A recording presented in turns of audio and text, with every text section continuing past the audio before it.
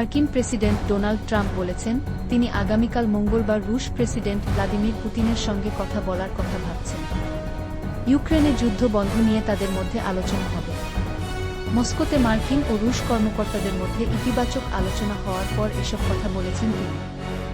Florida থেকে Washington এলাকায় ফেরার সময় এয়ারফোর্স ওয়ান উড়োজাহাজে বসে সাংবাদিকদের সঙ্গে কথা বলেন ট্রাম্প। তিনি বলেন, আমি মঙ্গলবার প্রেসিডেন্ট পুতিনের সঙ্গে কথা বলব। সপ্তাহান্তে প্রচুর কাজ হয়েছে। ইউক্রেন যুদ্ধ প্রসঙ্গে ট্রাম্প বলেন, এই যুদ্ধের অবসান করা যায় কিনা তা আমরা দেখতে চাই। হয়তো আমরা পারব, হয়তো আমরা পারব না।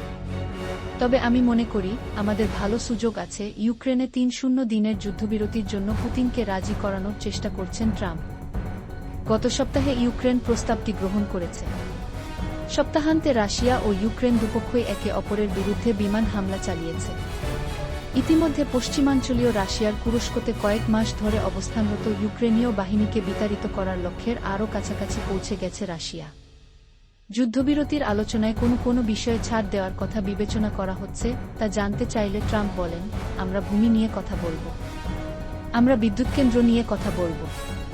আমি মনে করি ইতিমধ্যেই এসবের অনেকগুলো নিয়ে ইউক্রেন ও রাশিয়া দুই পক্ষের মধ্যে আলোচনা হয়েছে।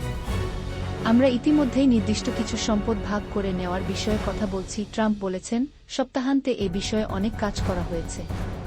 ওই সময় ফ্লোরিডায় ছিলেন ট্রাম্প। সেখানে তার একটি বাসভবন আছে।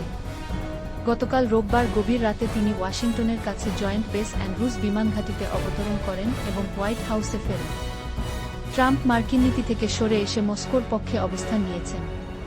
তিনি বলেছেন, রাশিয়ার চেয়ে ইউক্রেনের সঙ্গে কাজ করা বেশি কঠিন। গত মাসে ইউক্রেনের প্রেসিডেন্ট ভলোদিমির জেলেনস্কির সঙ্গে ট্রাম্প একটি উত্তেজনাপূর্ণ বৈঠক করেছেন। সেদিন পূর্বনির্ধারিত সময়ের আগেই ইউক্রেনীয় নেতা হোয়াইট হাউস থেকে বের হয়ে যান। তবে প্রস্তাবিত যুদ্ধবিরতিতে ইউক্রেনের সম্মতি দেওয়ায় এখন ট্রাম্পের দাবি মেনে নেওয়া না নেওয়ার বিষয়টি রাশিয়ার উপর নির্ভর করছে।